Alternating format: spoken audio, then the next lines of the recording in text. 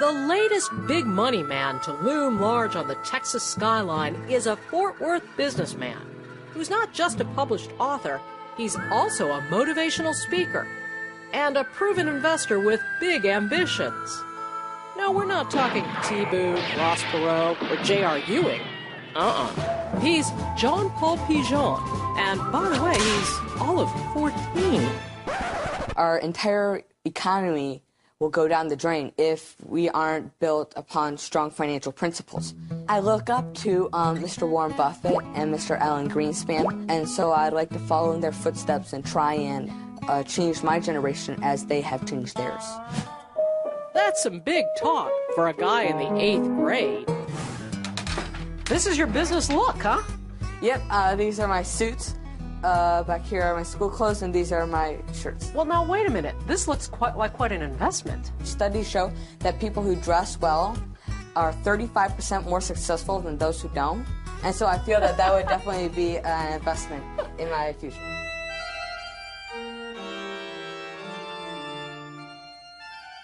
And lest you think he's just a chip off the old block, John Paul's parents are both seminary graduates who were completely unprepared for a son obsessed with spreading the gospel of fiscal responsibility.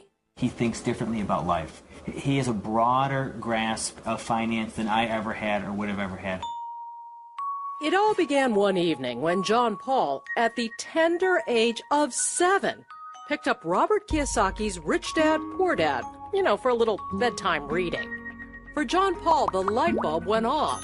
The book jump-started his dreams of becoming a super successful investor and entrepreneur. We're reading it together, How to Own Your Own Corporation. He says, Mom, this is what I want to do. I want to incorporate. What 7-year-old child wants to own their own corporation? So I say, okay, well, how about we start with the lemonade stand? She comes back with a business plan. We made $238 that day. And then the next key was that instead of taking that $238 and go and spending it out on something else, we took that $200 and reinvested it to make $2,000. John Paul had his parents invest that lemonade money in a startup electric company. He felt it would be a solid long-term investment.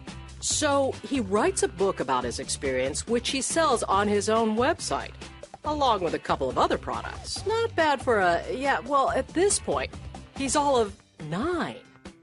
I'm somebody's parent. Should I be listening to you? I think that it's important that you listen to my message, which is the message of fiscal responsibility and educating your children so that they can have a financially strong tomorrow. If there's a chance that we will come off the lows, where would the market bounce back to? His interests in the stock market have also led him to learn more about how to trade stocks. John Paul's no Jim Cramer fan. Buy! Sell, sell, sell! But he does enjoy learning how to trade using a stock trading simulator.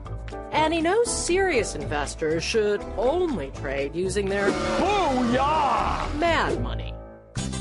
There's no doubt the whole family has been changed by John Paul's passion for finance. 10-year-old Shawn Michael now bills himself as the currency kid and sells piggy banks on his big brother's website.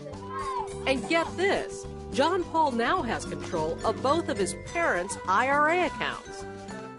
Even family playtime includes board games with names like Cash Flow. Child's play takes on a whole new meaning here. What do you think of my situation? Well, I think that's important that you parlay your high linear income into good passive residual income deals. Huh? I almost lost my shirt. And now his parents have taken their biggest leap of faith. Yep, they put John Paul in charge of the family budget. So, wait a minute, you told your 14-year-old son, take our family budget, run with it? Well, we don't have a lot of other things for him to work with. Well, it's not a huge estate. But, In any family budget meeting, it's always the little things that can get you heated up.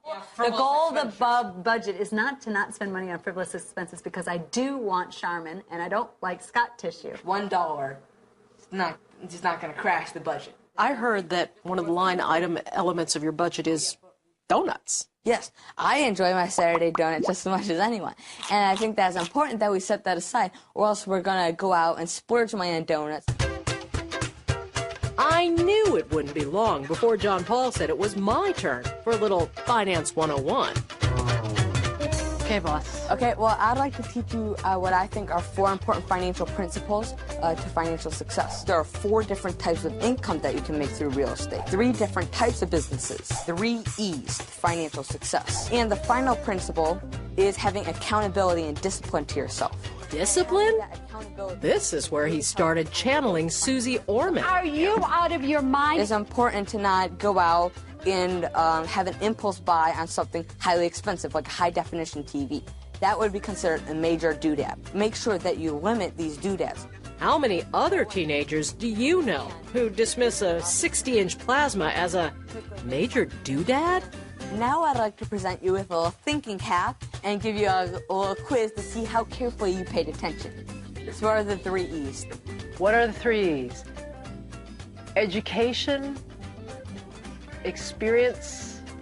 I earned my A, but I bet he still calls my celebratory latte a doodad. People are like, what do you want to be when you grow up? He gets upset by that question. He's like, I want to be who I am right now because I have something to say right now. His sermon? Save, invest like Buffett, and ditch those doodads. Because as this money missionary tells us, there's no time to lose. We need to come forward as a nation and as a generation to change our futures.